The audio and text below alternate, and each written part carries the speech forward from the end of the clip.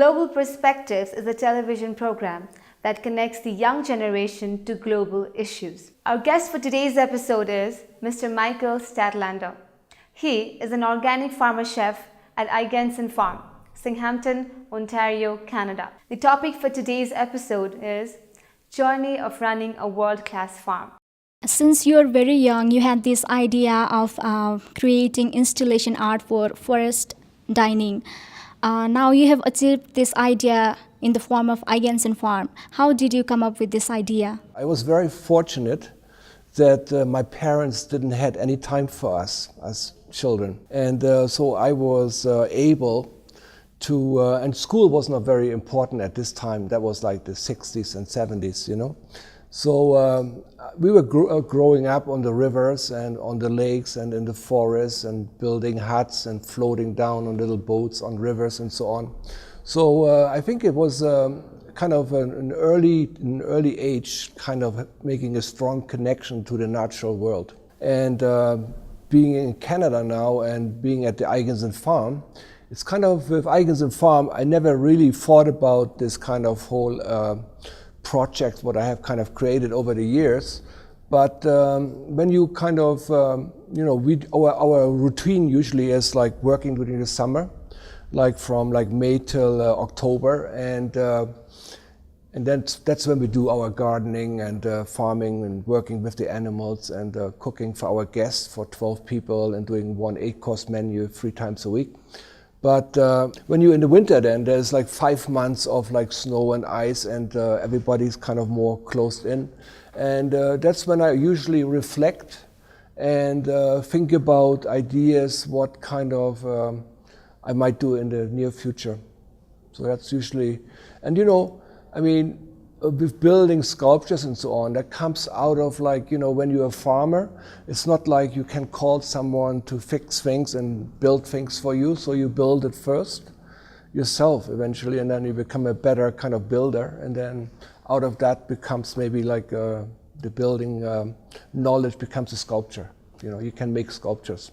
Have you always been combining visual arts with the culinary? Yes, I think so, yeah. Usually like whatever I do like art-wise is combined with culinary art, yeah. So and I think that's really like the real, it's a very strong thing when you actually cook out in nature. And so you have food and you have nature and you have art. You know, it's a great combination. What about Eigensinn farming? Could you tell us a bit about it? How did you come up with the name and stuff? Yeah. Well, it's actually Eigensinn means in German mind of your own.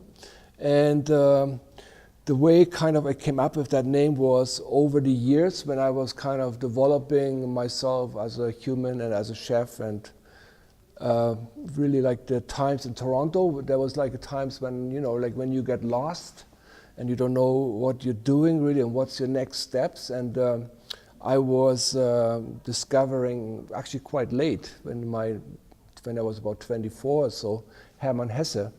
And then when you read his books, it's always about like him against the world, you know, and the machinery and so on. So that's how I felt sometimes a little bit parallels with my life. And when you read his books, you can see that one of his biggest virtue, what he really loved the most, was to have Eigensinn. And what really means if you have an Eigensinn, what means like you have your own kind of way of doing and you know who you are, that way you can be also a great contributor to society with your ideas and visions and so on, you know. So yeah, so that was how more or less the name Eigensinn came together. You like cooking as well as gardening. So how does it feel having both your passions together as your career? It's fantastic. It's like, I mean, you know, when you're a chef in a restaurant, and even if you're a chef in a restaurant in the country, and you get stuff from your suppliers and gardeners and farmers and so on, I mean, that's already pretty amazing, right? When you get like, from like, because if you work on that level, like this kind of artist chef kind of thing, then you get things from your, you know, the one guy grows the best carrots, the other guy does this very good, and the other one that, you know. But if you actually do grow your own pigs, ducks, chicken, geese and trout, you know, and so on, and bass. And then you have your own gardens, you know. It's something about, you know, it's special. You know, I mean, for example, like when you have, like, we cook an 8-course menu for our guests. Everybody comes at the same time. And there's certain things like little herbs and little vegetables. I pick them just when that course comes out, more or less like a couple minutes before. And that's so fresh and flavorful and crisp sometimes, you know. It's a totally different story as if you kind of even have it like sticking around for a couple hours already, you know. Do you sell the produce of your farm to the outside market, or do you use it for yourself only? I use it only for Eigensinn Farm and also for my little restaurant, Haisai. That's really about it, yeah. And sometimes I kind of, you know, if I want to go to a restaurant in Toronto, I kind of bother. So I trade a little bit, but otherwise, no, that's it. Since you're into organic farming, what are your views about GMOs and genetically modified crops? I'm not really keen on it at all. I don't think it's really necessary at all, and it's all the health, the opposites of health benefits haven't been actually really kind of worked out and so on. And also what it does to the soil and what it does to the water level, the water table, you know, with all this kind of poison what seeks into the soil, into the groundwater. And the other big thing, what I really don't like about it also is that if you kind of sign up with, let's say with Monsanto, you cannot, like, you know, use the seeds what you want to collect for next year's kind of growing season. This is actually the first time in the history of agriculture that this has happened. So actually they have created a new feudal system. And, you know, for example, like one thing in Canada is they called now a genetically modified apple. So when you peel the apple, it doesn't get brown. And even like companies like McDonald's and other companies, they said they don't want that because already the customers, they're already now getting a little bit so more educated that they don't even want to have this kind of apple, you know. There's nothing wrong with growing things, of course, in the first place organically. And I have not seen the benefits of, you cannot tell me that, show me the first, why is it better to grow, you know, GMO style. Can you tell us about your project, the Island Project? The Island Project, I really love my farm and where I live in Ontario, but I really like also British Columbia because I worked there once on the restaurant, little hotel called the Souk Harbor House. And it was my introduction in '86 to BC. And it's like, you know, we got like fish right from the fishermen and the mushrooms from the forest pickers, mushroom pickers, and vegetables and meats from right little farming communities. And we grew our own kind of herbs and vegetables and gardens and salads too. And so I was like the ultimate cooking situation there. And that's how I learned about Vancouver Island and the surroundings. And when I decided to actually settle down and find a place where I can do my thing, like how I explained earlier, Eigensinn Farm, I thought first I was going that on Quattro Island, what's about 250, 300 kilometers north of Victoria. And, well, by the way, like Vancouver Island is as big as England. It's quite big. And there's only 500,000 people. So so that's how I got to know that island. So again, it's another story of having a long winter and thinking about what you can do. So I got this old school bus and converted it into a portable kind of restaurant kitchen, and with sleeping area for 8 people. And the sleeping area could transform into a dining room. So it's a little bit like a little gypsy show, you know. So and then it's kind of so it's the Islands Project was 7 different dinners on 4 different islands. So Vancouver Island, Quatra, Cortes, and Marina. Do you plan on doing similar projects in the near future as well? Oh yeah. So I'm really looking forward for this year's one. and it's kind of always been pushed back a little bit because of certain things. Like 6 years in my head already, and it's called the Pine Spiel Project, and what's a 12-course menu through the pine forest of my farm. And it's a little bit like where you use pine as the big thing what you feature. And what it really is, it's about glorifying nature, you know, and through pine. And so it's kind of we're using like a consommé, like an essence of the duck from my ducks, infused with pine flavor. And then we have things like suckling piglet over, roasted over pine wood, on pine plates, on pine tables, in the pine forest, of course, you know. So it's that kind of thing. You also have a project in Nepal, the Eco Value Project. Could you tell us about it? We kind of developed now this kind of idea of creating like an eco-village in Changlong. So the idea is that we are creating giving out microloans, and for people who want to kind of build little guest houses with towards their dwelling, and where people take in people, and you know the idea is that it's kind of connected to solar power, and we have compost toilets and water recycling, all that stuff, you know. And ideally, it's like you start with one, and then hopefully more people will take the advantage of this loan. And I think the big thing is what we would have to develop is also bring out the skills of like the artisans who are in this area too, like people who making yak milk, having yak herds and having yak milk, and maybe like creating a yak chocolate and stuff like that.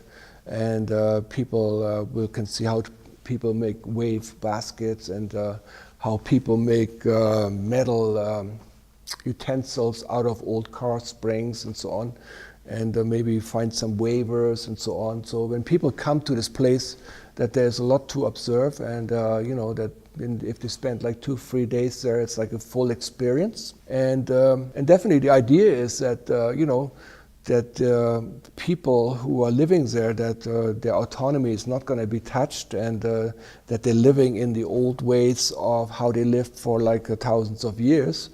But you know, I mean, this is something very important. I think what should be preserved. You know, like the people, their kind of relationship to like their land, and also their animals, like the yak and the goats. And my vision is now that I want to have as kind of a scholarship program for young chefs from Canada to go to Salon, and to kind of work with the people there, and maybe also work with chefs here from Nepal, something like, so we get something going. I think the key thing is that now we did this, we went our traveling there and so on, and checked out the village, and announced our project to all the whole community there.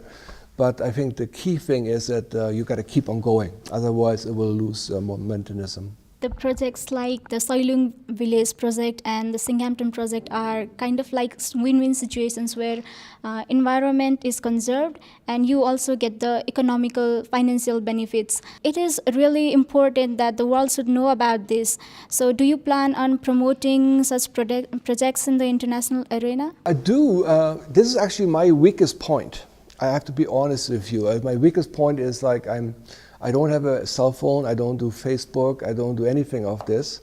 And the way really Eigensinn Farm works is mostly by word of mouth. So like once people come, they tell other people kind of thing. And then other people do Facebook, you know.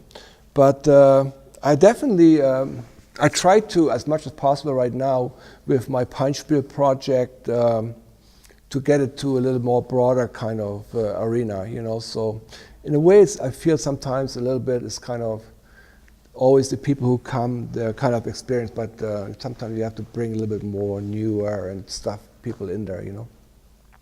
Yeah, I definitely, this is, I think, what has to be done also with the Ceylon project too.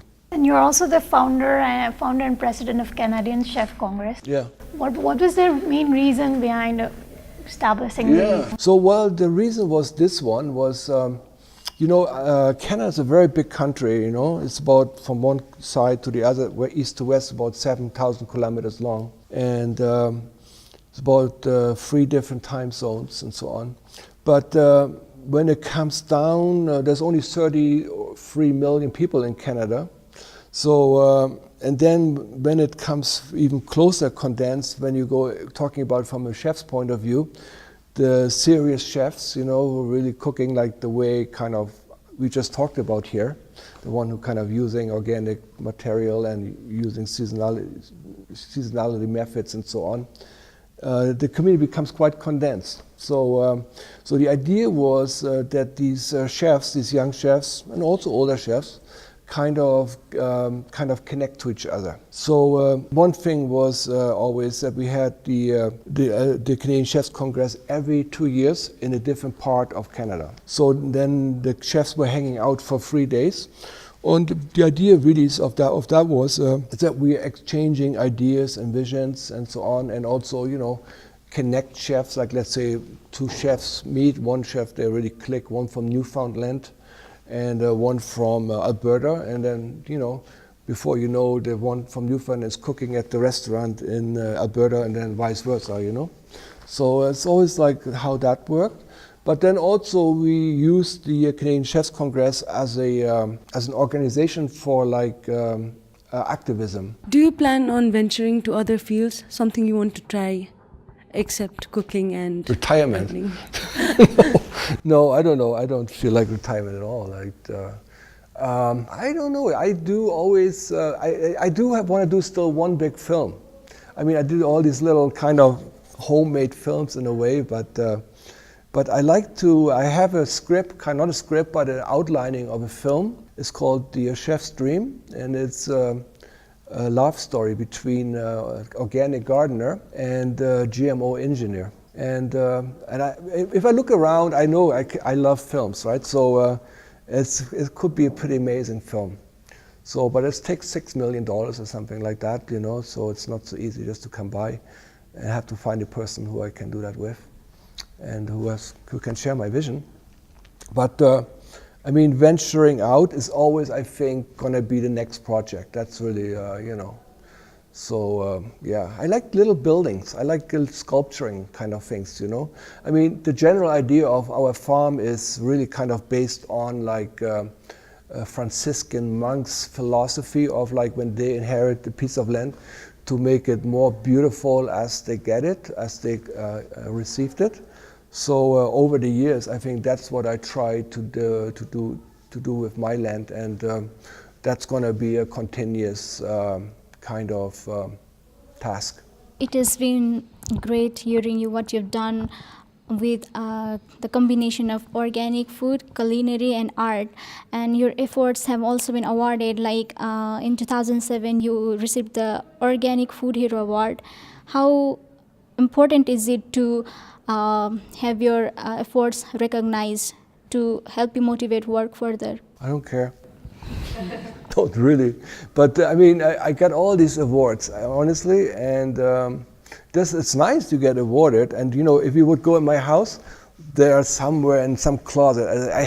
I don't hang up any of those, And my medals I got from a Governor General from Canada for leadership in my work. I lost it already. I don't even know where it is. But so it's not really that important to me. But for me, it's really important. My work. You're always as good as your last work. So if I did some great work last year, I'm getting a little bit anxious now already, coming back to Canada, and I want to make sure that I want to be better even as I was before. You always want to develop a little bit. But it's for the moment, it's great that you get rewarded and so get recognized and so on.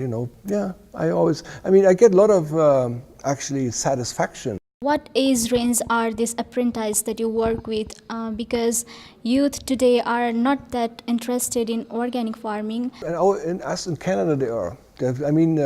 It's a real boom right now. So the young farmers, like there's people like, the hardest thing for people who are into gardening and farming and all that stuff is to get land first, So there's also things like what people doing now is already that, with farmland being overrun by suburban sprawl and other developments, industrial development or whatever. So all these people, the people who are professionals and who are in their late 20s, 30s and 40s, they don't want to eat anything else than really organic. So organic has a big power right now to, even like I know that Monsanto is buying off organic farms and organic seed companies because maybe they are even eventually have to switch over, So what are the risk factors involved in starting your own organic farm? Depends the circumstance, but I think the ideally is if you have land what hasn't been farmed for a while or so like it's already kind of cleansed itself.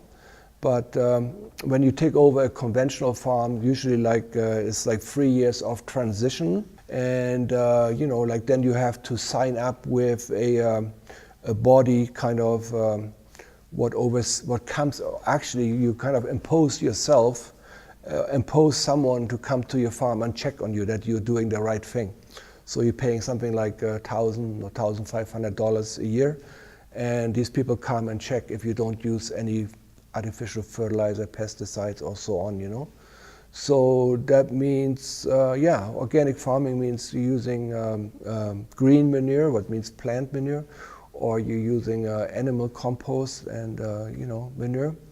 And a lot of handwork and row cover, because certain bugs can't, anything in the cabbage family, I don't know about here, but in North America, there's this beetle who will come attack the cabbage family vegetables, and so those ones, you have to watch out, and then you have to already in the fall start preparing for the new crops, and then of course it is in organic farming. It's about crop rotation, that you don't always plant the same thing over and over in the same spot. You always have to move it with the with a system, In Nepal, usually we consumers are not aware of what kind of food we're eating, whether it's organic or not. So do you have any last message to our viewers promoting organic farming and creating awareness? Yeah. If you have like a connection with the person or with the people who grow and raise your food,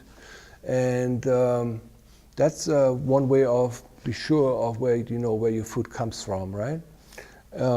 The other thing is, if there's, ideally is like when you have like people like, let's say like in Ceylon, if you get your potatoes, like you get a stash from there and things what you can keep in your place, So, but ideally is like, I think if you would work as also maybe even we have lots of markets here, maybe like organic farmers can get together and promote it as one, maybe the first official farmers market, organic farmers market in Kathmandu or something, I'd like to now thank our guest, Mr. Michael, for sharing his valuable experiences with the students.